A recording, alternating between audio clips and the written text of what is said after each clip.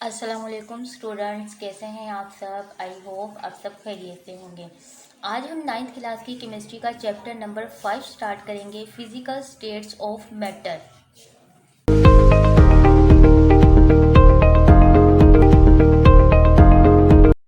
आज जो हमने चैप्टर स्टार्ट करना है उसका नेम है फिजिकल स्टेट्स ऑफ मैटर।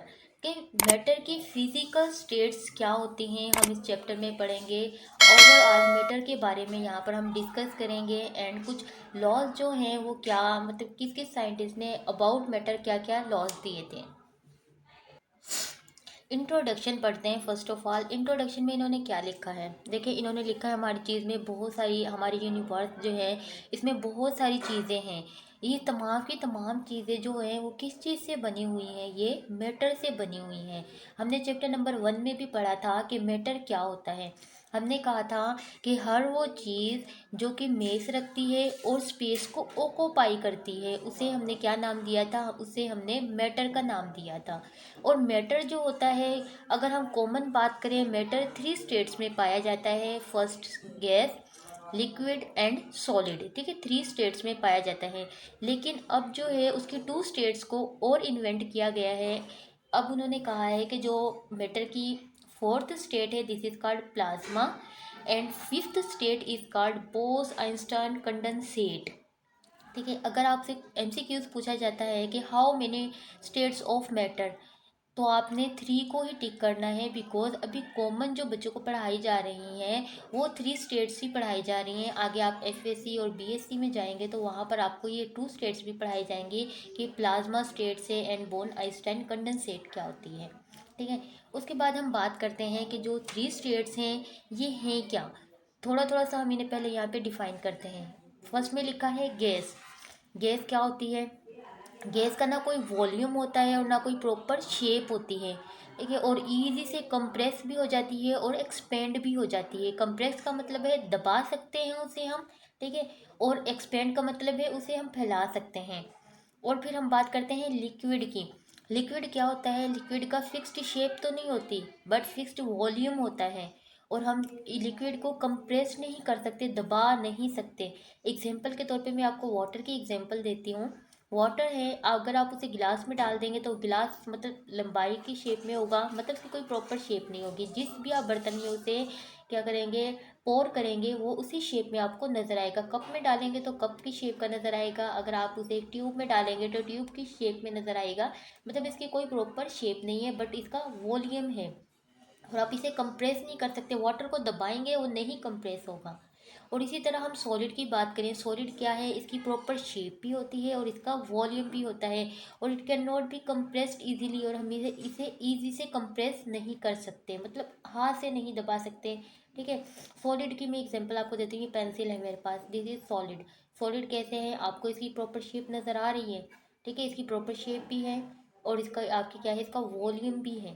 ठीक है, उसके बाद हम गैशियस स्टेट को हम इसे एक्सप्लेन करेंगे कि गैशियस स्टेट क्या होती है। अभी हमने बात की है कि गैशियस, जो गैशियस एटम्स होते हैं, जो गैस होती है वो क्या होते हैं, उसकी कोई फिक्स्ड वॉल्यूम नहीं होता और उसकी प्रॉपर शेप भी नहीं होती। ठीक है, और जो गैस के मॉलिक्यूल्स होते हैं ना, ये गैस के मॉलिक्यूल्स हैं। ठीक है, इनके दरमियान ये जो एक दूसरे से बहुत दूर होते हैं, मूव अपार्ट होते हैं। अब यहाँ पे भी इसके पॉइंट्स बताते हैं कि गैशियस स्टेट जो होती है उसके कुछ करेक्टर होते हैं। करेक्टर क्या है? कि जो गैस के मॉलिक्यूल्स होते हैं वो एक दूसरे से बहुत दूर होते हैं। और गैस के जो मॉलिक्यूल्स है इसका वॉल्यूम जो है बहुत कम होता है, ना होने के बराबर होता है। गैस के मॉलिक्यूल जो होते हैं रैंडम मोशन करते हैं, मतलब कोई ख़ास तरतीब नहीं होती, इरेगुलर मोशन होती है, कभी इधर कभी उधर, कभी इधर कभी उधर। वो कह रहे हैं कि गैस के जो मॉलिक्यूल्स होते हैं वो एक दूसरे से भी टकराते हैं और जो ये कंटेनर है इसकी वॉल से भी टकराते हैं। जब वो इसकी वॉल से टकराते हैं तो वो क्या करते हैं, इधर को मूव कर जाते हैं, इधर को मूव कर जाते हैं, इधर को मूव कर जाते हैं। और ये क्या है कि जब ये कोलाइड करते हैं, एक दूसरे से कोलाइड करते हैं तो एनर्जी, जब ये एक दूसरे से कोलाइड करते हैं तो एनर्जी लॉस नहीं होती। They are elastic in nature. ये क्या होते हैं? इलास्टिक इन नेचर होते हैं। ठीक है, और यहाँ पे इस पॉइंट में यही लिखा है कि प्रेशर प्रोड्यूस होता है when molecule collide with the wall of the container. जब ये मॉलिक्यूल इसकी कंटेनर की वॉल से टकराएंगे तो एक प्रेशर प्रोड्यूस होगा। ठीक है। और जो गैस के मॉलिक्यूल्स होते हैं इनके दरमियान अट्रैक्टिव फोर्स ऑफ अट्रैक्शन भी होती है और रिपल्सन रिपल्शन भी होती है, मतलब दोनों फोर्स एट अ टाइम होती हैं। उसके बाद प्रॉपर्टीज हमने पढ़नी है गैसेस की प्रॉपर्टीज। फर्स्ट प्रॉपर्टीज है डिफ्यूजन। अच्छा, डिफ्यूजन क्या होता है? डिफ्यूजन में तीन वर्ड यूज हुए हैं, स्पॉन्टेशियस, रैंडम और होमोजीनियस। पहले मैं आपको ये समझा देती हूँ।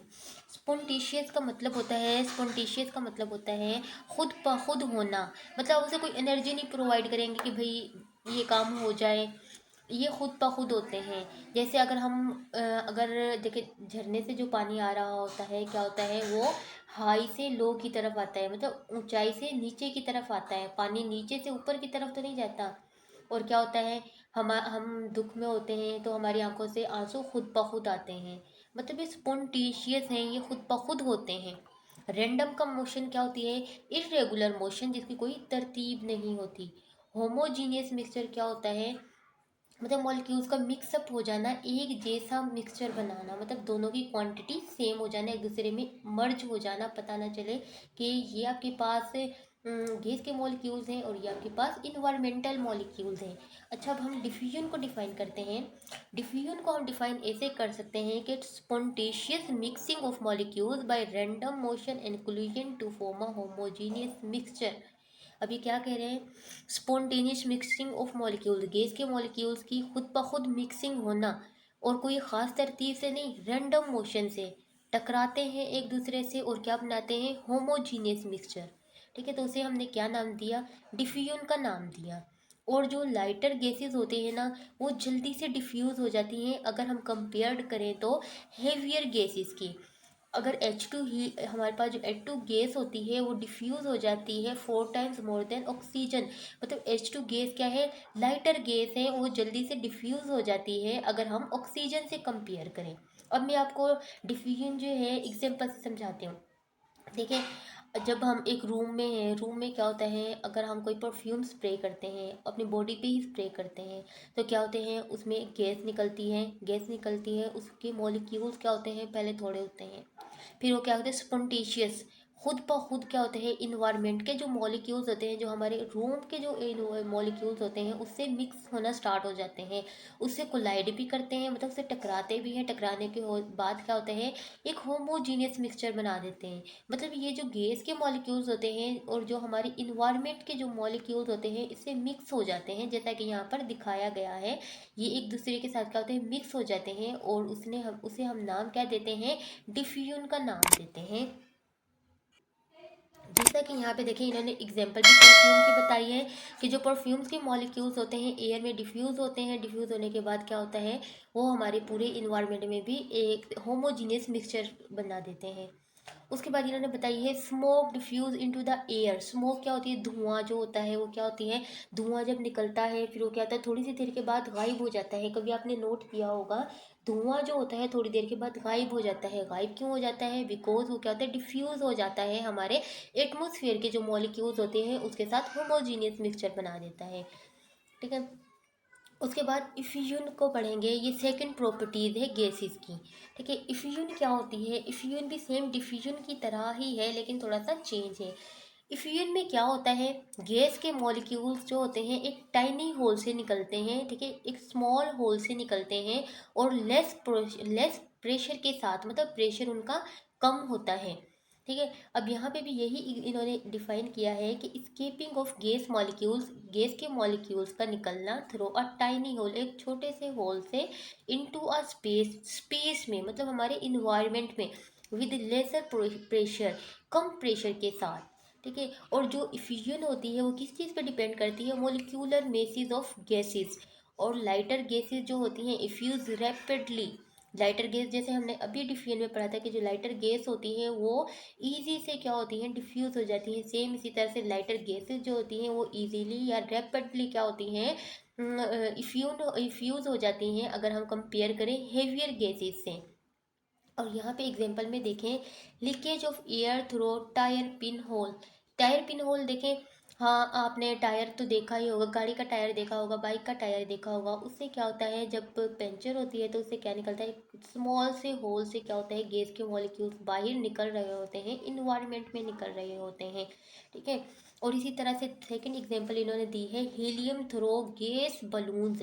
अच्छा, आपने बलून्स तो सब बच्चों ने ही देखे होंगे। बलून्स जो होते हैं उसे कहते हैं, जब अगर आप उसे एक बार उसमें हवा क्या करते हैं, इंटर करते हैं, वो क्या होता है, फूल जाता है। लेकिन जब आप उसे, उसका जो ऊपर वाला जो सिरा होता है उससे अगर आप खोलते हैं तो क्या होती है, स्मॉल होल होता है। उससे क्या होता है, गैस के मॉलिक्यूल्स बाहर निकल रहे होते हैं इन्वायरमेंट में। मतलब एक स्मॉल होल होता है ना, वो स्मॉल होल से निकल रहे होते हैं मॉलिक्यूल्स। This is effusion. उसके बाद जो हमारे पास प्रॉपर्टीज है वो है प्रेशर।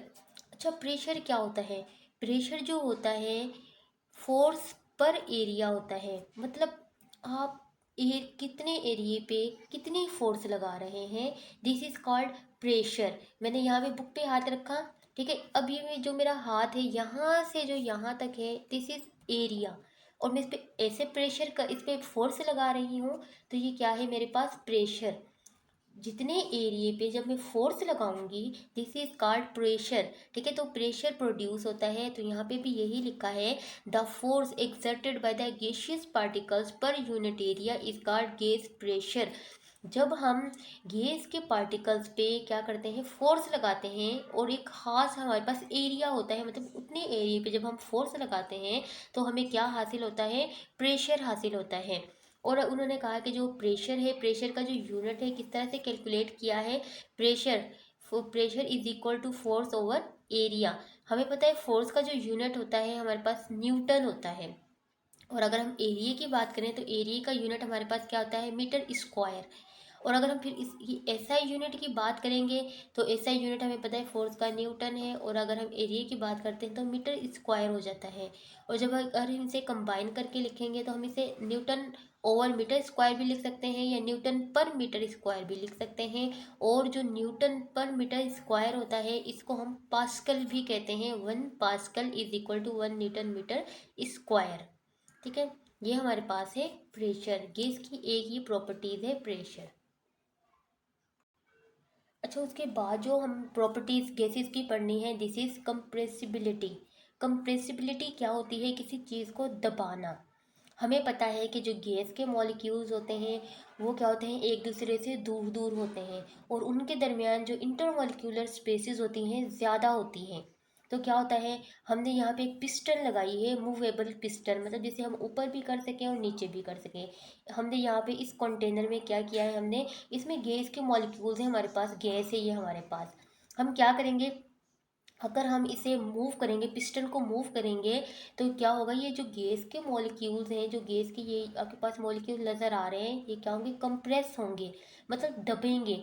ये एक दूसरे के ज़्यादा करीब आ जाएंगे, और इनके दरमियान क्या होगा, इंटर मॉलिक्यूलर फोर्सेस क्या होंगी, वो कम हो जाएंगी, बिकॉज इसके मॉलिक्यूल्स एक दूसरे के करीब आ जाएंगे।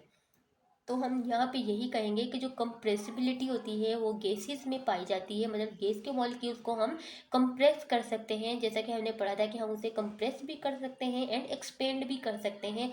मतलब उसे दबा भी सकते हैं और उसे फैला भी सकते हैं। जैसा कि यहाँ पे देखिए, हमने कंप्रेस किया हुआ है एंड यहाँ पे हमने एक्सपेंड किया हुआ है। And this is property of gases is mobility. Mobility नाम से ही पता चल रहा है कि मोबिलिटी का मतलब होता है हरकत करना। हमने पढ़ा है कि जो गैस के मॉलिक्यूल्स होते हैं उनमें कौन सी हरकत होती है, रैंडम मोशन होती है। उनके दरमियान क्या होती है, एक तो वो मॉलिक्यूल्स एक दूसरे से दूर होते हैं, इंटर मॉलिक्यूलर स्पेसेस ज़्यादा होती हैं, तो क्या है, और इनके दरमियान कौन सी मोशन होती है, रैंडम मोशन होती है। ठीक है, तो जो गैस के मॉलिक्यूल्स होते हैं इजी से मूव कर सकते हैं, और बिकॉज इनके दरमियान रैंडम मोशन होती है तो ये क्या कर सकते हैं, एक दूसरे से कोलाइड भी कर सकते हैं एंड मूव भी कर सकते हैं। और ये जो एबिलिटी है गैसेस में पाई जाती है, गैस के मॉलिक्यूल्स में, बिकॉज स्पेसेस ज़्यादा होती हैं और उनके दरमियान हाई काइनेटिक एनर्जी होती है। उसके बाद जो हम सिक्स प्रॉपर्टी रीड करेंगे, दिस इज डेंसिटी। डेंसिटी अगर हम वैसे बताएं तो डेंसिटी हमारे पास होती है मेस ओवर वॉल्यूम। मतलब किसी चीज़ का कितना मेस है और उसका कितना वॉल्यूम है, तो उसके अगर हम मेस ओवर वॉल्यूम हमें दिया जाता है और अगर हम उसे कैलकुलेट करते हैं तो उसे हम नाम क्या देते हैं, डेंसिटी का नाम देते हैं। जैसा कि हमें पता है कि गैसेस के मॉलिक्यूल्स होते हैं एक दूसरे से ज़्यादा दूर होते हैं। मॉलिक्यूल्स का एक दूसरे के गैस के मॉलिक्यूल्स का एक दूसरे के करीब होने को भी हम गैसेस में बात कर रहे हैं तो हम गैसेस के हवाले से ही बताएंगे कि जो गैसेस के मॉलिक्यूल्स होते हैं एक दूसरे के करीब होते हैं उसे हम नाम क्या देते हैं, डेंसिटी का नाम देते हैं। हमें पता है कि जो गैसेस के मॉलिक्यूल्स होते हैं वो एक दूसरे से दूर होते हैं, दूर होने की वजह से हमें साफ पता चला कि डेंसिटी इसकी क्या होगी, कम होगी। अच्छा, जो गैसेस के मॉलिक्यूल्स होते हैं, गैस के मॉलिक्यूल्स का मेस जो होता है कम होता है, वॉल्यूम क्या होता है, ज़्यादा होता है। अगर मेस कम है और वॉल्यूम ज़्यादा है तो डेंसिटी क्या होगी, कम होगी। जैसे कि एग्जांपल के तौर पे हम देखते हैं, अगर हम इसका मेस लेते हैं 1 और वॉल्यूम हमने अभी भी पढ़ा कि density is equal to mass over volume होती है। मेस हमारे पास 1 है और अगर हम उसकी वॉल्यूम की बात करें तो वॉल्यूम हम रखते हैं इसका 5। जब हम इसे डिवाइड करेंगे तो हमारे पास ये 1 होगा, डिवाइड करेंगे तो हमारे पास 0.2। ठीक है, तो हमारे पास ये आंसर क्या आएगा, 0.2, जो कि बहुत कम है। मतलब 0.2 तो आपके पास क्या है, फिर इसकी डेंसिटी बहुत कम है।